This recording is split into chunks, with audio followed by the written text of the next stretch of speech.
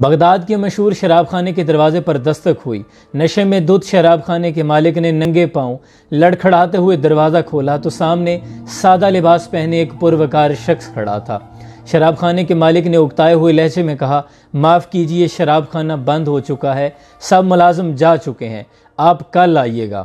اس سے پہلے کہ شراب خانے کا مالک پلٹتا، اس پروکار شخص نے مالک کے کندھے پر ہاتھ رکھا اور کہا، مجھے بشر بن حارث سے ملنا ہے، اس کے لیے ایک اہم پیغام ہے۔ اس پر شراب خانے کے مالک نے چونک کر کہا، کہیے میں ہی بشر بن حارث ہوں۔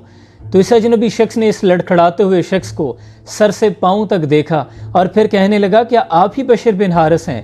اکتائے ہوئے لہجے میں شراب خانے کے مالک نے کہا، میں ہی بشر بن حارث ہوں، کہیے آپ کو کوئی شک ہے؟ اس پر اس اجنبی شخص نے آگے بڑھ کر بشر بن حارث کے ہاتھوں کو بوسہ دیا اور کہنے لگا کہ مجھے مالک ارض و سما نے بھیجا ہے کہ میرے بشر بن حارث میرے دوست کو سلام کہنا اور کہنا، بشر بن حارث، جس طرح تو نے میرے نام کی عزت رکھی ہے، اسی طرح رہتی دنیا تک اللہ تیرے نام کی عزت رکھے گا۔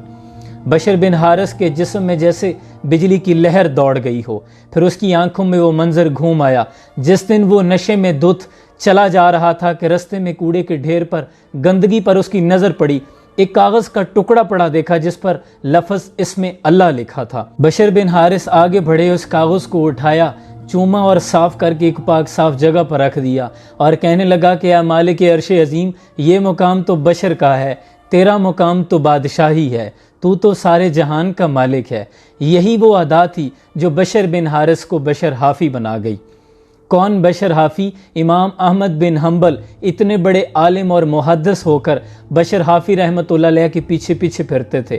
تو لوگوں نے پوچھ لیا کہ امام احمد بن حنبل، آپ اتنے بڑے عالم اور محدث ہو کر ایک بشر حافی فقیر کے پیچھے پیچھے پھرتے ہیں؟